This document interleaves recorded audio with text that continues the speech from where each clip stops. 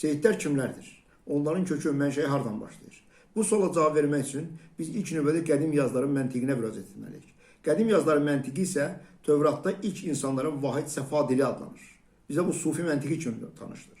Sufi məntiqində isə əsas fikri samitlər daşıyır. Saitlər yalnız bağlacı rol oynayır.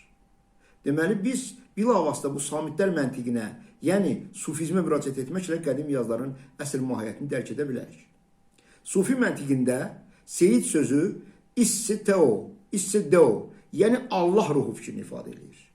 Və Misir yazılarında bu set kimi gedir, sata kimi qeyd olunur, suti kimi qeyd olunur. Qədim Misir rəvayətinə görə Allah ilk olaraq Azər, Asiris Allahını yaradır. Sonra onun qardaşı Seti yaradır. Və Azər yarananda dünya hakim kimi yaranır. Onun qardaşı Set isə ona köməkçi kimi yaradılır. Deməli, seyid sözü ilk növbədə Azər Allahı ilə, Azər Allahının qardaşı kimi məlumdur. Və biz bunun mahiyyətini dərk etməliyik. Hər şeydən əvvəl onu bilmək lazımdır ki, Azər, Asiris, Asar adı o qədim Misir yazılarında Asar kimi gedir. Sonra Yunanlar onu Asiris etdilər. Deməli, qədim Misir yazılarında Asiris Allahı, Azər Allahı və onun qardaşı Set ilk yaranan varlıqlardır. Set qardaşı Asirisə köməkçi kimi yaradılıb. Belə ki, Asiris Allah yarananda bütün dünyaya xəbər yayıldı ki, səs yayıldı ki, dünyanın hökmranı gəldi. Dünyaya ağası yarandı. Ondan sonra Set əmələ gəldi. Azər dedikdə çar, şahlar nəsli nəzərdə tutulur. Və bunlar qədim Misir yazılarındakı Fironlar nəslidir. Firon isə İran mənbələrində Firon bəylər kimi keçir. Farumbaq kimi keçir, yəni bu da Firon bəy deməkdir. Deməli, ilk növbədə Fironlar nəsli, Azər Allahının nəsli kimi bütün dünya hakim kimi yaranıb. Onun qardaşı Set isə ona köməkçi kimi yaranıb. Set sözü bir çox məna. Ümumiyyətlə bilmək lazımdır ki, qədim məntiqdə hər söz bir neçə məna verir. Çünki bu ilkin materiyaya bağlamaq üçün, ilkin materiyadan istifadə etmək üçün yeganə yoldur. Deməli, set sözü bir neçə məna verir ki, bunun da əsas iki mənası var. Birinci, issi-ata, issi-deo. Teo dedikdə yaradılışa əsas verən ilkin materiya, yəni ilah nəzərdə tutulur. Deməli, set sözü, seyid sözü, ata ruhu, Allahın ruhu fikrini ifadə edir. Qədim Misir yazılarında Allahın rəmzi kimi ilan göstərilir. Çünki ilan da ilkin materiya kimi burulğanvari hərəkət etmək qabiliyyətinə malikdir. Və məhz bu hərəkətinə görə qədim müdriklər onu ilkin materiyanın rəmzi kimi ilanı göstərmişlər. Deməli, qədim Misir yazılarında ilan rəmzi bilavasitə ilkin materiyanın rəmzidir. Və buna sata ilanı deyirlər. Yəni, seyidlərin ilanı deyirlər, bizim dildə, loru dildə desək. Qədim Misir yazılarında bu sata ilanı ilkin materiyanın mənasındadır. Və Misir yazılarında bunların yazılışı bizim Allah sözünün yazılışı ilə eyni cür göstərilir. İlanlar və Allah sözü. Bunlar eyni formada göstərir. Mən bunu şəkildə əlavə edeyim. Aşağıdakı şəkildə görürük ki, ərəb dilindəki Allah sözünün yazılışı qədim Misirin sata ilanı ilə eyni formadadır. Başqa sözlə, Misir fəlsəfəsində ilan Allah mənasındadır. Və bu sata ilanı seyidlərlə, Azəri pir-fironları ilə bağlıdır. Buna görə mifologiyada bu seyidlər ilandan doğulmuşlar adlanır ki, onlar Ger şəhərində Heraklın yarı qadın, yarı ilan Yexidna ilə izdivacından yaranmışlar. Yahudi mənbələri bu ilandan doğulmuşları mələklər nəsli adlandırır. Deməli, seyidlər qədim mətnlərdə mələklər adlanan müqəddəslər nəslidir. Gel şəhəri digər mənbələrdə Midiya İsmaillərin Gelad eli, Azərbaycan Atabəklər ailəsinin Xelat eli, Xaldeylərin Xalda şəhəri və s. kimi də qeyd olunur.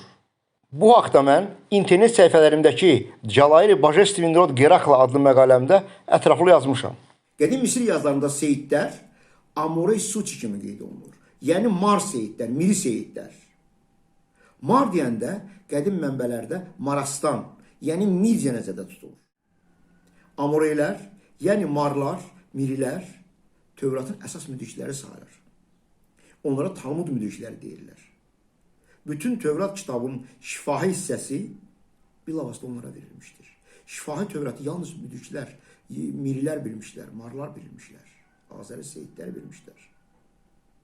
Və sonradan bu Tövratın əvəzinə Quran gəldi və Quranın da müdrikləri bilavasitə bunlar oldu. Bilmək lazımdır ki, mən məqalə yazmışam bu haqda. Tövrat kitabı da, Quran kitabı da bilavasitə seyidlərlə, Azəri pirləri ilə, müqəddəsləri ilə bağlıdır. Deməli, seyidlər bilavasitə Midiya ilə bağlıdırlar. Midiya isə Tövratda İsmaillərin Gilad eli adlanır. Gilad bizlərə xəlat kimi məlumdur ki, bu da Azərbaycan Atabəclər ailəsinin yurdudur. Malikanəsidir. Başqa sözlə, seyidlər bilavasitə Azərbaycan Atabəclər ailəsi ilə bağlıdır. Atabəclər ailəsi dünya şahlıq kimi yaranmışlar. Çünki bək sözü bütün qədim dinlərdə Allah mənasında olur.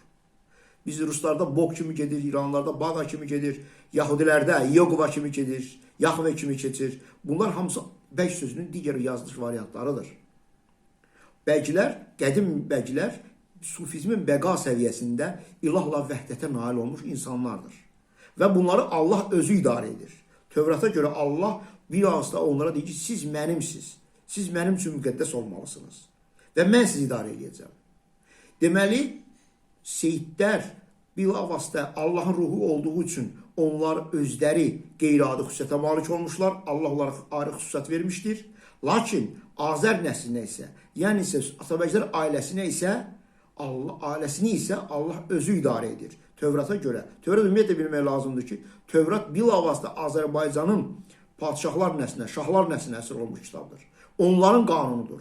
Tövrat bilavasitə Azərbaycan müqəddəslərinin kitabıdır. Onlarda kitab Aşuri kimidir. Bu da Azəri kitabı deməkdir Sufi məntiqində. Başqa sözlə, Allah yaradanda ilk olaraq Asiris Allahlar nəslini, yəni Azərbaycan Atabəclər ailəsini yaratmış, sonra isə onun qardaşı Seti yaratmış, yəni seyidləri yaratmış. Atabəclər ailəsi qeyd etdiyim kimi ilahi xüsusiyyətə malik insanlardır, lakin bunlar Allah özü idarə edir.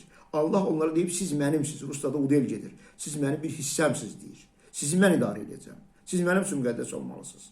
Onlara köməkçi kimsə seyidləri yaradıb ki, onların hakimiyyətini, onun hakimiyyətini gözləsin. Allah özü bilavasitə bəylər, şahlar nəsli vasitəsilə dünyanı idarə edib. Bilavasitə bəylərin, dünyanın ümumiyyətlə getmək istərdim ki, bütün qədim dünyanın padişahlar nəsli bilavasitə Azəri pirləridir, Azəri seyidləridir, Azəri bəyləridir. Və bu bəylərin köməkçiləri də seyidlər olurlar. İlahi xüsusiyyət ona görə Allah onlara verib ki, onlar Allahın hakimiyyətini qorusun. Yerbəkir və yeybəklər Allahın fikirlərini həyata keçirən, Allahın planını həyata keçirən köməkçilərdir. Bu köməkçilərə də köməkçi kimi Allah ilahi xüsusiyyətə malik seyidləri yaratmışdır. Və onlar qeyri-adi xüsusiyyət ona görə qeyd olunur ki, onların ruhu, Allahın ruhu kimi, yəni ilkin materiyanın ruhu kimi yaradılmışdır, qeyd olunmuşdur. Seyidlər haqqında mən ümumiyyətlə kitab məqalərimdə çox yazmışım. Onların haqqında istənilən qədər mənim məqalələrimdə, kitablarımda məlumatlar var. Lakin mən indi ağır seyidlərin bugünkü vəziyyəti ilə danışmaq istərdim. Onlara fikrimi bildirmək istəyirdim. Bugün bəzi seyidlər o ilahi qüdrətin adından istifadə edib, keçmiş əcdadlarının qüdrətindən istifadə edib, özlərini ağır seyid kimi qələmə verirlər. Və mən bildirmək istəyirəm ki, bugün ağır seyid deyilən bir insanlar yoxdur. Çünki Azər Allahı, Asiris Allah, hansı ki, onlar bilavasitə bunlara ilahi qüdrət verirdilər, o yoxdur. O işıqda parçalanıb. Asiris Allah kosmik insan idi. Və bu insan bugün işıqda parçalanıb, dünyanın axırı dedikdə bilavasitə bu dünyanın axırına söhbət gedir. Azəri bəyləri ilahdan el yaratmışdılar. Göydə kosmik insan yaratmışlar. El, onun adı bir adı da eldir. El Allah'adır.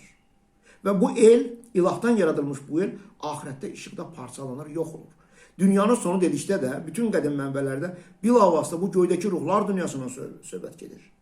Və onların itməsi də bəylərin, seyidlərin ilahi enerjisinin itməsi deməkdir. Bugün ağır seyir yoxdur, ona görə ki, Azər enerjisi yoxdur. Asiris Allah'ın enerjisi yoxdur, işıqda parçalanıb. Ona görə bugün ancaq bu addan saxtakarlar istifadə edir. İnsanlar, avam insanları aldadırlar. Ona görə demək istəyirəm ki, mən, insanlarımız bilsinlər. Bugün seyidin ilahi qüdrəti yoxdur, bəylərin ilahi qüdrəti yoxdur. Çünki dünyanın axırıdır.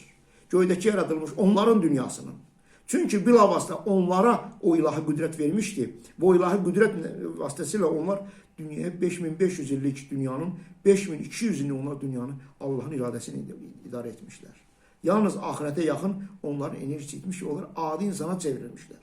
Bugün ağır seyidlər adi insanlara eynidirlər. Təsəvvür edin ki, adi avam insan sizi alladır. Ona görə bunu allanmaq lazım deyil. Bəli, seyidlər qədimdə ən ağır seyidlər yoxdan var edə bilirdilər. Göydə istənilən varlıq yarada bilərdilər. Onların ilahi qüdrətləri haqqında bütün qədim mənbələrdə istənilən qədər məlumatlar var. Lakin onların bugün o qüdrəti yoxdur.